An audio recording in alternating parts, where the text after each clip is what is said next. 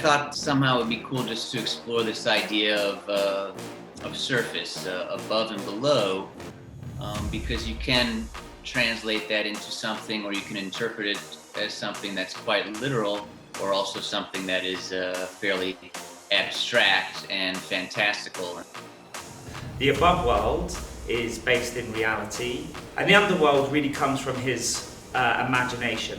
He's built a fantastical world that is full of creatures, I imagine, of his own imagination.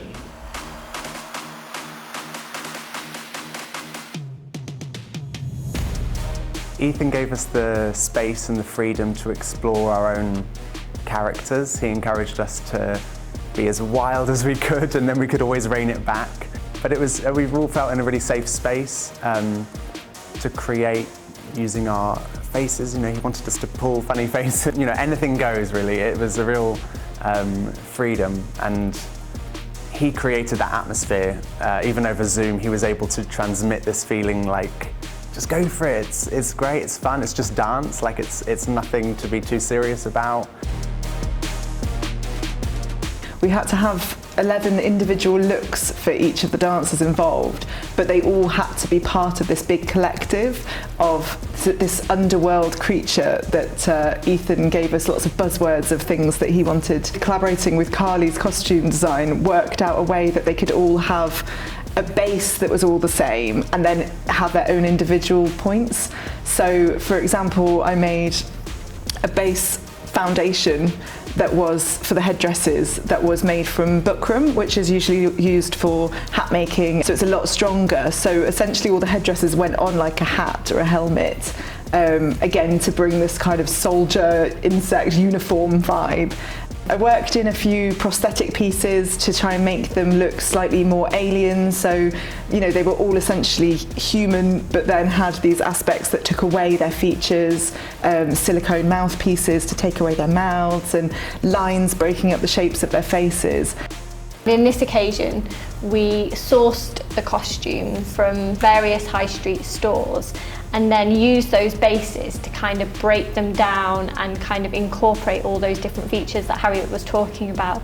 So for one dancer, we would take elements of the costume away and then we'd build different textures into them. Some of the costume fabrics, we used iridescent fabrics and a lot of textured fabrics that we thought would work well on the film. The lighting for Ethan's piece was hugely specific to the world he was trying to create, and I think it's where light design becomes so important in transporting the viewer's imagination into a completely different world. And we're lucky enough here to have Alistair West, and he worked really closely with Ethan and myself on exactly how we could create these little pockets within our black box theatre and this striking lighting to resemble a completely different world. The way that it becomes part of the movement when it's on the crane, because that single arm can move just like dance, was a lovely extension for us. There's a lot of handheld always, because for me it's the handheld and the sculptural nature of whoever's behind that makes the difference of how the movement is choreographed. There were moments when Emily was filming us and she got right into all the action, so there were some fun moments actually when we were dancing but also aware of where she was in space. One, so we didn't bump into her, but two, just so we can catch the camera or to move around it in a very organic way. We were also very keen for the overworld to incorporate the drone and I guess really go from a huge expanse of a natural environment down into this dingy, creature-filled environment. I suppose if there's something that I hope the audience comes away with after watching the piece is potentially something they may already realize, is just kind of how fundamental dance is.